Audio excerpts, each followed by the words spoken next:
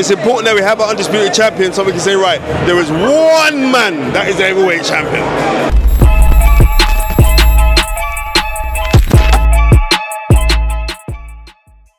This is Jonathan Agger of Fifth Pro Boxing Fans, joined by Spencer Fearon here at the Buatsi Azeez workout. Spencer, first things first, how's everything going with The Fight Is Right?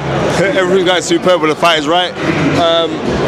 We got the Golden Lion Award last week. Congrats. In Croydon as well, so you're in the same area where we received the reward. So, you know what I mean, for press and media. So, everything's going great with that. Everything's going great with the Stamina for Sale crew as well. Big up Tun, Andy Yard, and Joe Cordova.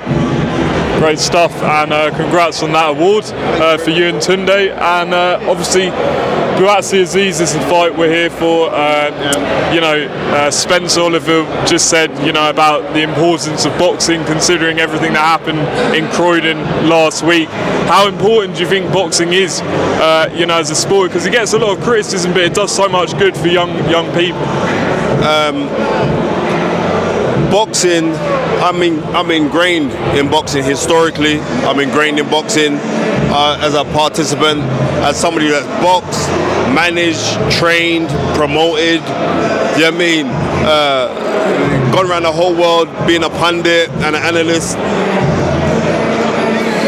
Boxing is my life, bro. So I think it's very important that anybody can have something that could be focused on. I'm ridiculously focused on boxing, dates, times, places, how guys fought.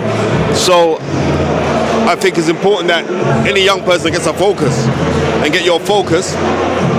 Just like this great man on my t-shirt right here, Marcus Garvey, and he said in the 1940s, if only we knew the greatness of where we came from, we'd be less inclined to disrespect ourselves. He also said that God and nature first made us who we are, then out of our own creative genius we make ourselves who we want to be, follow that great law, put God and the skies as our limit and eternity our measurement. These things are so important. So if these young kids don't know of the greatness of where they are and who they are, then it's going to be very, very difficult for them to respect themselves because they have no knowledge of themselves or their past history. So I think having an event like this and to see two men from South London, in Dan Azeez, in Joshua Buatsi, who are both university graduates, may I add, right? So it's kind of a flip. They didn't have to say they're boxing. These are educated men, deeply educated men, but their passion was the fight game. So I think it's good that we got guys like these two men in the area to show young, like, not only as role models to young people, but old people as well, but it's great what they're doing. In terms of the fight itself, I guess it's as good as it can get really in Britain. What do you think of the fight? I think it's good because you got two unbeaten fighters. They both know each other. They're both sparred with each other. So I think that's good. I think that's good because Dan Azeez has been a massive overachiever. He's just been continuously doing his stuff, and because he's continuously doing his stuff, he's been getting rewards from it. And his mantra is very much like his idol in Marvin Hagler. So because he's working the way that he's working,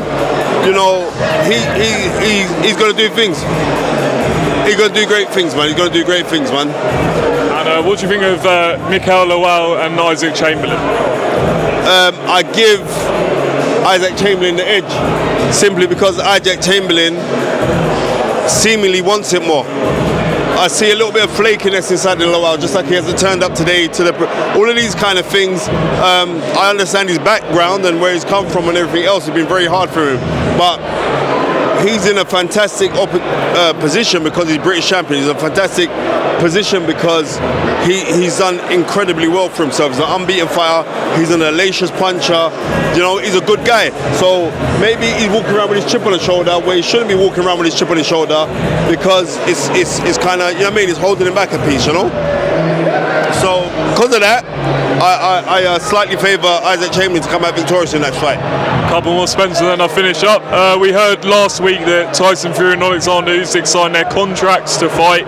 Apparently Tyson's getting over 100 million, according to reports. I mean, what do you make of that, and what do you make of them signing their contracts? I don't look at anything. I don't look inside of anyone's pockets. I wish Tyson Fury and Usyk all the best. I just hope that it happens. You know what I mean? I hope that it happens. You know what I mean? The last time that we had an undisputed world champion, We're going all the way back to 1999, November 13th. Bloody hell. Lennox Lewis versus Evander Holyfield. Right, and then after that, the titles got fragmented. So it's important that we have an undisputed champion so we can say, right, there is one man that is the heavyweight champion, right? And everything else trickles down.